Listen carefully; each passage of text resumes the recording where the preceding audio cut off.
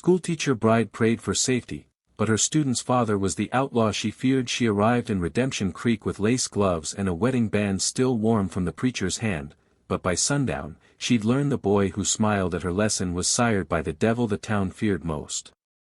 The stagecoach rolled into Redemption Creek like a tired beast dragging its last breath through the dust. Wheels groaned.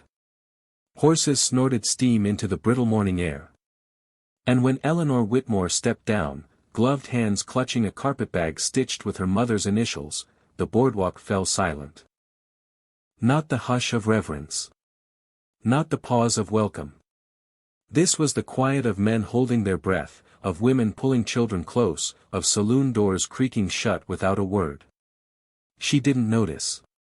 Not yet.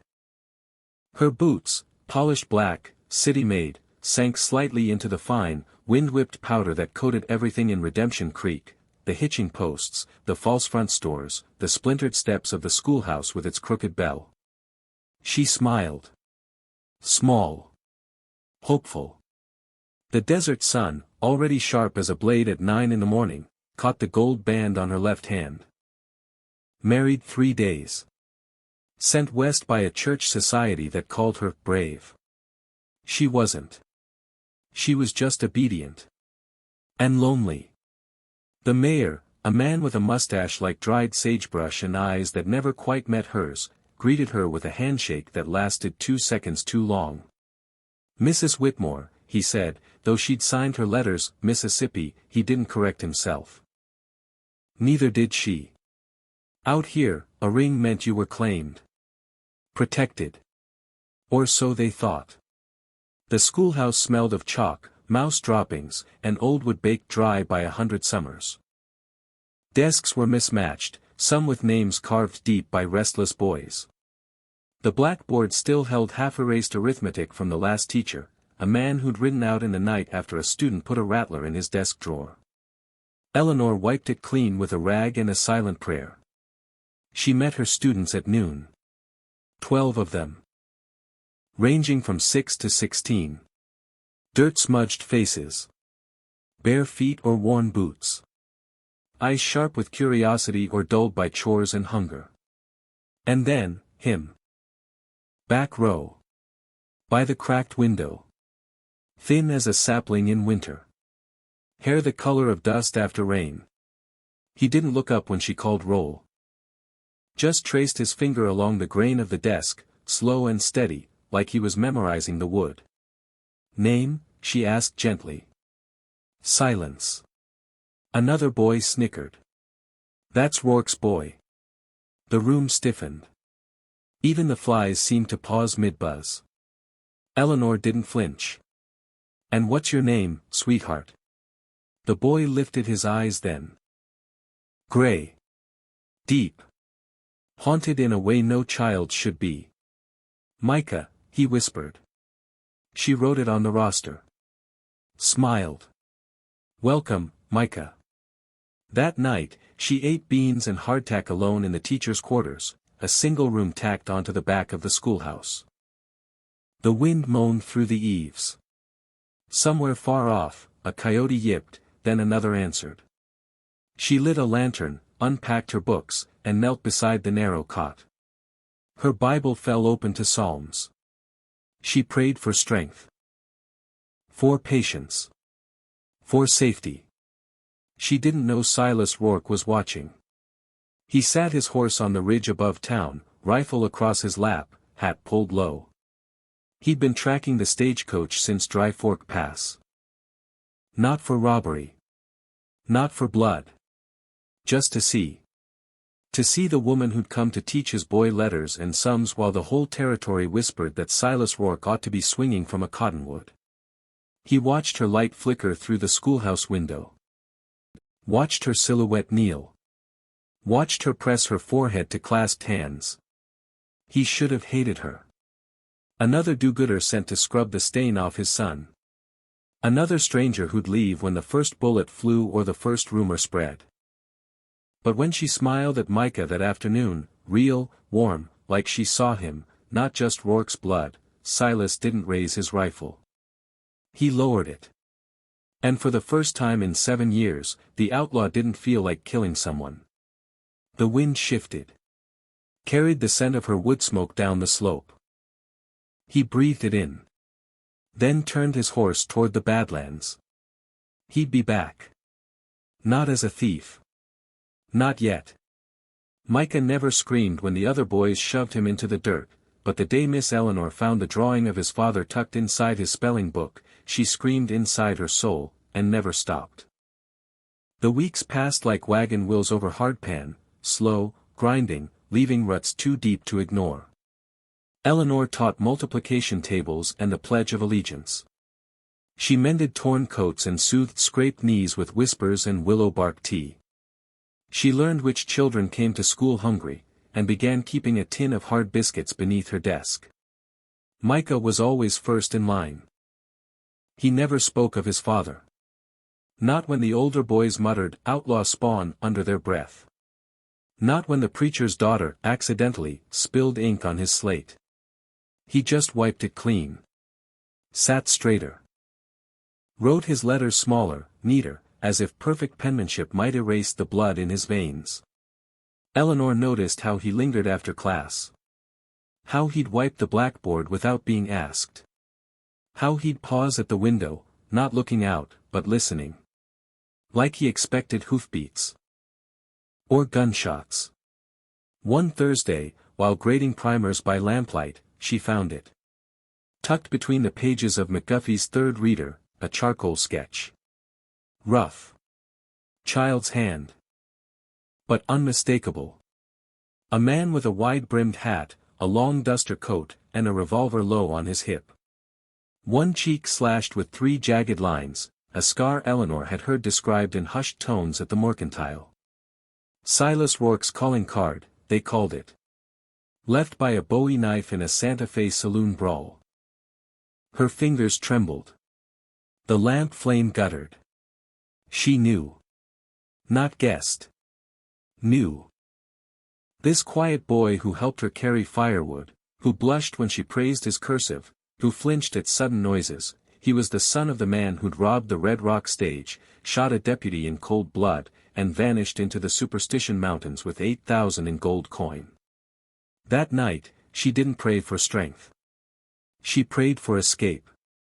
Kneeling by her cot, Bible open to Psalms again, yeah, though I walk through the valley of the shadow of death, her voice cracked. The wind clawed at the shutters. Somewhere, a dog barked, then yelped and fell silent. Her palms sweated. Her throat tightened. What if Silas came for his boy? What if he decided a schoolteacher knew too much? What if Micah, sweet, silent Micah, was just bait? She slept with a knife under her pillow. A small one. Kitchen steel. Not meant for killing. But she clutched it like a rosary. Morning came brittle and bright. She walked to school with her shawl pulled tight, eyes scanning the ridgeline. No riders. No dust plumes. Just the creak of the windmill and the distant clang of the blacksmith's hammer. Micah was already there. Sweeping the porch. He looked up. Smiled faintly. Morning, Mississippi. She forced a smile back. Morning, Micah. She wanted to ask. Who taught you to draw him? Does he visit you? Does he know I'm here? But the words choked her. Instead, she handed him a biscuit. Watched him break it in half, and slip one piece into his pocket. Later, she saw him give it to little Sarah Jenkins, whose pa had broken his leg falling off a hay wagon. No fanfare. No words. Just quiet kindness. That afternoon, while the children recited state capitals, Eleanor stared at Micah's sketch again. Hidden now in her desk drawer. She traced the lines of the outlaw's face. The scar. The set of the jaw. There was no malice in the drawing. Only longing. A child's love for a ghost. At dusk, she barred the schoolhouse door with a chair, heavier than before. She lit every lamp. sang hymns under her breath to drown out the silence. But silence in the west wasn't empty. It was a held breath. A cocked hammer. A father waiting. She blew out the lamps at midnight. Stepped onto the porch for air. And froze. Hoofprints. Fresh. Circling the schoolhouse. Stopping, right beneath Micah's window. Her breath fogged in the cold. Her fingers dug into the porch rail. Then, a sound. Not hoofbeats. Not wind. A low, soft whistle. 3 notes. A lullaby. A signal. It came from the alley beside the livery. She didn't move. Didn't breathe. The whistling stopped. A shadow detached itself from the deeper dark, tall, broad-shouldered, hat pulled low. He didn't look at her window. Didn't raise a hand. Just stood there, like a man paying respects at a grave he wasn't allowed to visit. Then, slowly, he placed something on the bottom step. A canteen. Full. And a small cloth bundle. She waited until the shadow mounted his horse, a dark shape against darker sky, and vanished down the gulch. Only then did she creep down. The bundle held jerky. Dried apples. And a single strip of red flannel, the kind used to line winter coats. Micah's favorite color. She picked up the canteen. Cold. Heavy. Condensation wet her palm. He'd been here. Silas Rourke. Not to kill. Not to steal. To leave gifts. For his son. For her. She didn't sleep that night. Every creak of the floorboard sounded like a boot step. Every gust of wind carried a whisper. And when the coyotes howled at moonset, she didn't hear wild dogs. She heard a father, singing his boy to sleep from the shadows. Silas Rourke walked into her classroom hat in hand, like a penitent come to confession, but the real sin wasn't his. It was hers. She looked into the outlaw's eyes, and saw the boy she'd grown to love staring back. The bell hadn't even finished ringing when he stepped onto the porch. No horse. No rifle slung over his shoulder. Just boots, a long coat frayed at the cuffs, and a hat held respectfully against his chest. He didn't swagger. Didn't smirk. Didn't even look at the street, where half the town had already stopped to stare, hands hovering near holsters or clutching children tighter. Eleanor saw him through the window. Her blood turned to river ice. Micah saw him too. The boy's pencil snapped in his hand. She moved without thinking, placing herself between the door and her students, arms spread slightly, like a hen shielding chicks. Her voice, when she called out, was steadier than she felt. "School's in session, sir. Come back at 3. The door opened anyway. Slow. Deliberate. The hinges groaned like old bones. He filled the doorway, not with threat, but with presence. Tall. Lean. Sun-brown skin etched with lines that spoke of wind and worry, not just violence. His eyes, same gray as Micah's, swept the room. Lingered on his son. Then settled on Eleanor. "Ma'am," he said. Voice low. Rough as saddle leather. "Didn't come to cause trouble. Just 5 minutes with my boy." A girl in the front row whimpered. Another boy slid off his bench, ready to bolt. Eleanor didn't move. "You're trespassing, Mr. Rourke." He didn't flinch at his name. Just nodded. "Reckon I am. But I ain't touched a soul since I rode in. Ain't drawn iron.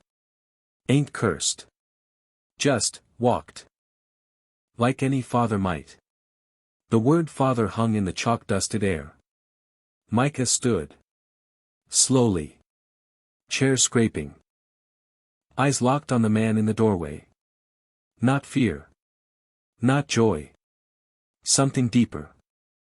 A recognition that cut through years of silence. Eleanor's chest tightened. This wasn't outlaw versus law. This was flesh and blood. A boy who'd learned to write his name, now face to face with the man who'd given it to him. She stepped aside. Just one step. Enough. Silas walked in. Boots quiet on the plank floor. He stopped 3 paces from Micah's desk. Didn't reach out. Didn't speak. Just looked. Like he was memorizing the curve of his son's cheek, the set of his shoulders, the way his fingers trembled around the broken pencil. Then, softly, "You growed." Micah nodded. Swallowed. "Yes, sir." Silas reached into his coat. Eleanor tensed. Hand drifting toward the ruler on her desk, useless, but it was all she had. He pulled out a book. Small. Leather-bound. Edges worn soft. "Found it in Tucson," he murmured. "Thought you might take to it." He laid it gently on the desk. Aesop's Fables. Micah touched the cover. Whispered, "Thank you." Silas looked at Eleanor then. Really looked. "He writes good," he said. "You taught him that?" She found her voice. "Yes. He's gentle. Like his mother." A flicker of pain crossed his face. Gone fast. But she saw it. The classroom held its breath. 12 children. 1 teacher. 1 outlaw. And the ghost of a woman none of them had ever met. Then, shouting from the street. "Rourke's in the schoolhouse. Somebody fetch the marshal." Boots pounded on the boardwalk. Silas didn't reach for his gun. Just turned to Eleanor. "I'll go quiet. Don't want the boy seein' what comes next." She should have called for help. Should have screamed. Should have let them drag him away in chains. Instead, she lied. She stepped to the window. Raised her voice. "He's leaving. He's walking out right now, unarmed. Don't shoot." The mob outside hesitated. Silas gave her one last look. Nodded. Then walked to the door. Micah moved. Not toward his father. Toward her. He grabbed her hand.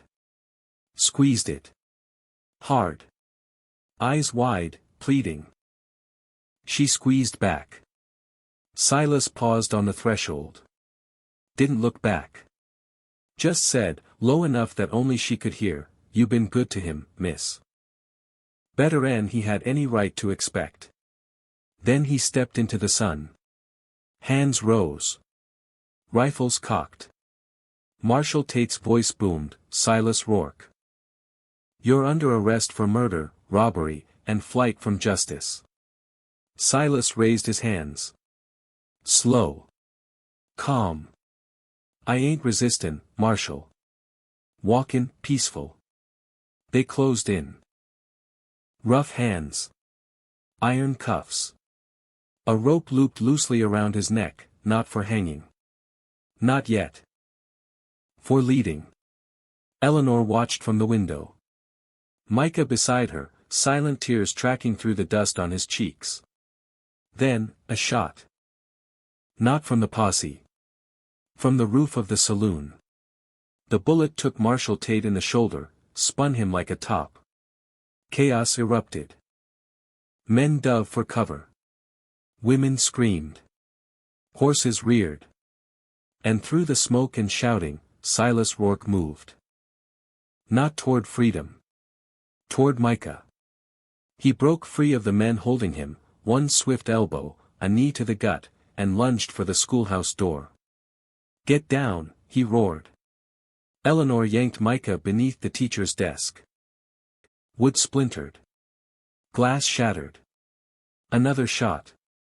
Then another.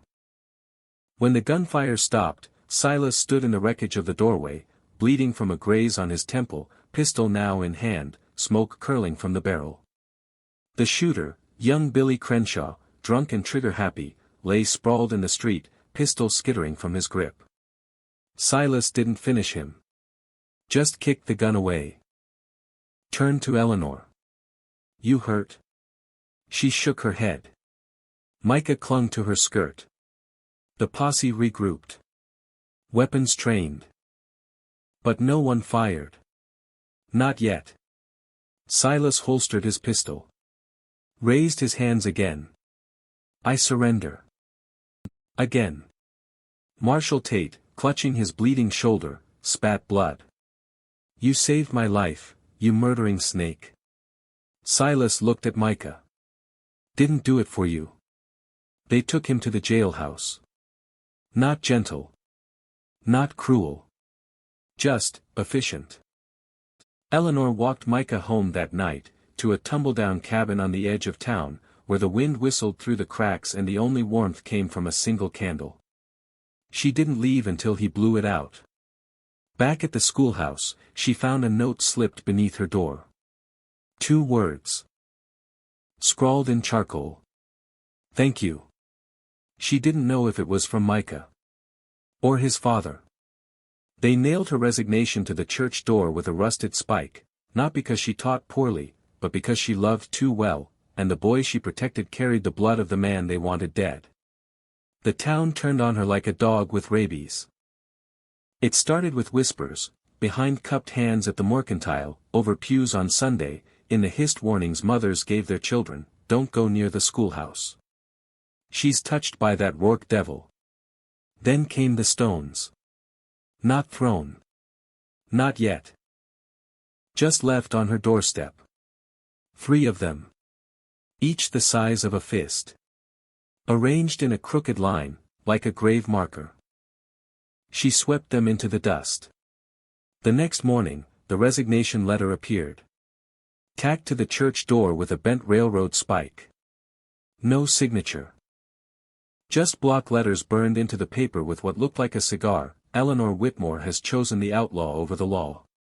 She is no longer fit to teach God's children in Redemption Creek." She stood there in the cold dawn, barefoot, shawl wrapped tight, reading it 3 times. Her name. Her shame. Her sentence. The preacher didn't remove it. The mayor didn't apologize. The school board didn't meet. She taught anyway. Alone in the schoolhouse now. No more children. Just Micah, who came every morning like clockwork, even when snow dusted the ground and his coat was thin as burlap. He swept. He stacked wood. He sat at his desk and wrote essays no one would grade, recited poems no one would hear. And he brought her food. Always hidden.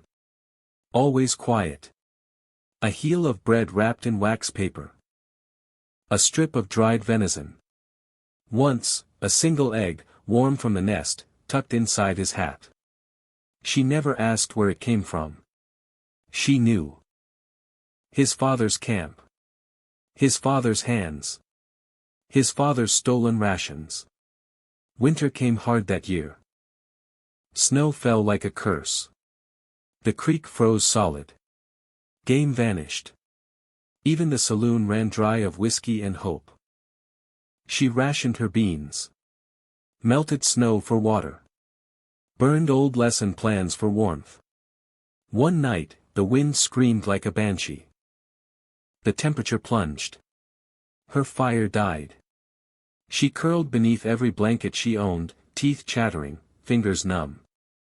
Then, a thud against the porch. Not a stone. Not a threat. She crawled to the window. Peered through ice-rimed glass. A mule. Loaded with split logs. And beside it, Silas Rourke. Half frozen. Beard crusted with ice. Blood darkening the shoulder of his coat, fresh. He leaned against the porch post, breathing hard, eyes scanning the dark like a hunted thing. He didn't knock. Didn't call out.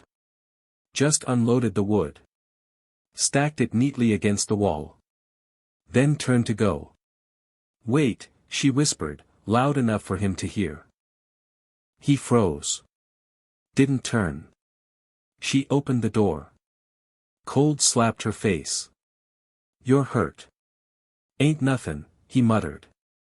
"It's bleeding." He glanced back. Just his eyes. Gray. Exhausted. Haunted. "For the boy," he said. "He said you was cold." She stepped onto the porch. Bare feet on frozen wood. "Come inside.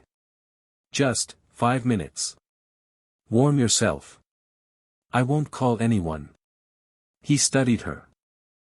Like he was deciding whether she was lying, or whether he deserved mercy. Then, slowly, he nodded. He sat by the hearth, not too close. Hat still on. Hands wrapped around a tin cup of weak tea she'd warmed on the coals. He didn't speak. Didn't look at her. Just stared into the flames. She bandaged his shoulder in silence. The wound was shallow, a bullet graze, poorly stitched. He flinched when she touched it, but didn't pull away. "You didn't have to come," she said. "He's my boy," Silas replied. Voice rough. "You're keepin' him alive. Least I can do is keep you warm." She wanted to ask why he robbed. Why he killed. Why he left his son behind. But the fire popped. The wind howled. And the silence between them felt sacred, like church after the sermon, when the only sound is breathing and the weight of unspoken prayers. He left before dawn. No goodbye. No promise to return. Just footprints in the snow, leading back to the hills. The next day, Micah didn't come to school. She walked to his cabin at noon. Found it empty. Bed cold. Fire dead. Panic clawed up her throat. She ran to the marshal's office. Begged them to search. To help. Marshal Tate, arms still in a sling, just smirked.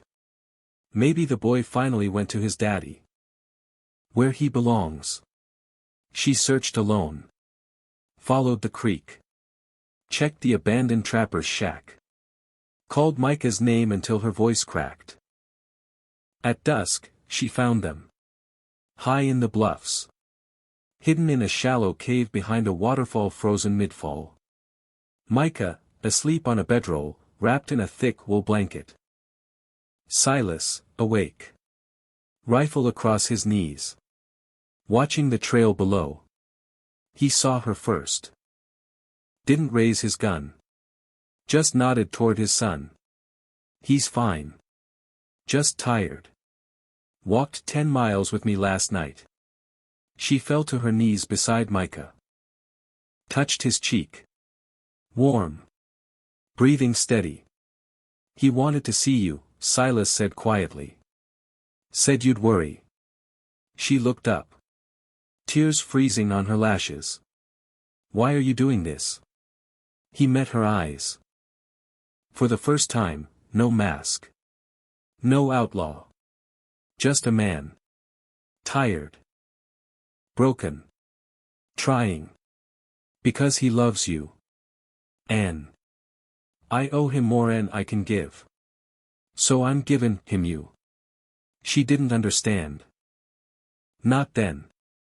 Not until the next morning, when she woke to find Silas gone, and Micah holding a folded piece of paper. It was a map. To a canyon. To a cache. To 3,000 in gold coin, buried beneath a lightning-struck pine. And beneath it, 3 words, for his future. Silas Rourke wasn't just saying goodbye. He was buying his son's life, with the blood money he'd spent years running from. They came at dawn with ropes instead of warrants, and as the noose kissed Silas Rourke's neck, he didn't beg for mercy.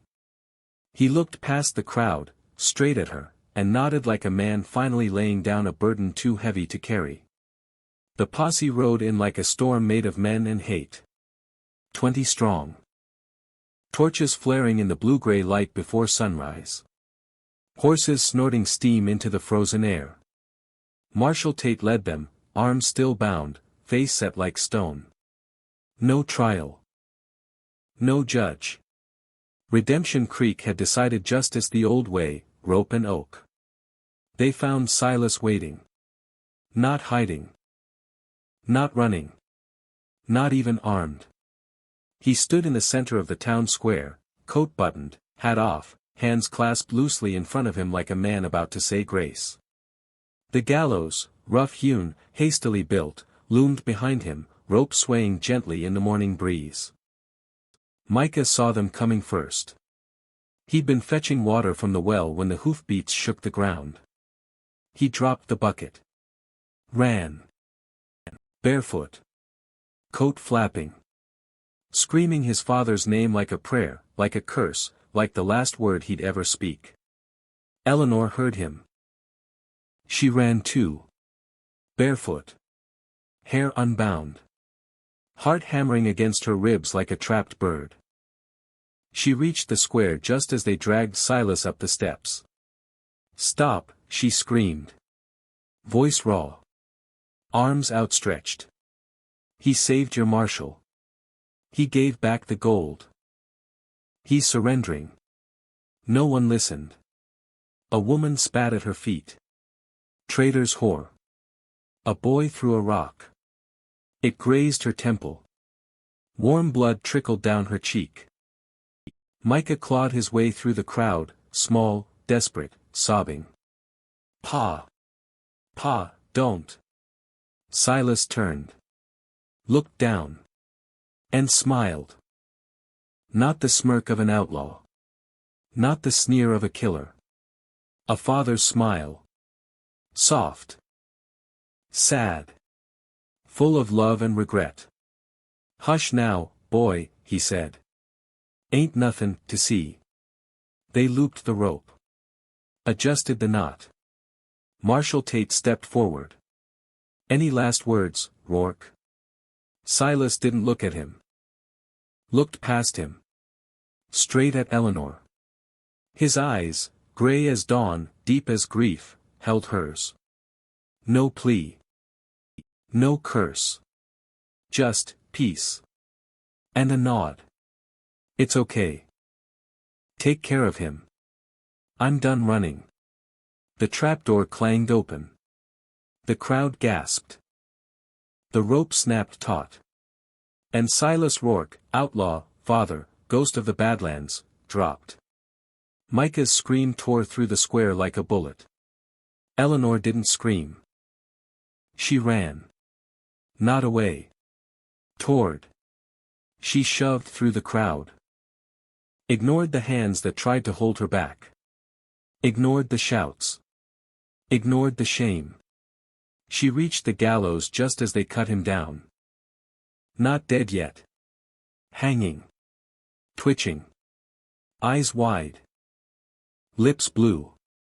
She grabbed his legs. Tried to lift. To ease the strain. Someone yanked her back. Let him die, witch. She fought. Scratched. Bit. Then, Micah was beside her. Small hands gripping her arm. "Miss, stop. Please." She collapsed to her knees. Sobbing. Blood and tears and snot streaking her face. Silas's body hit the dirt.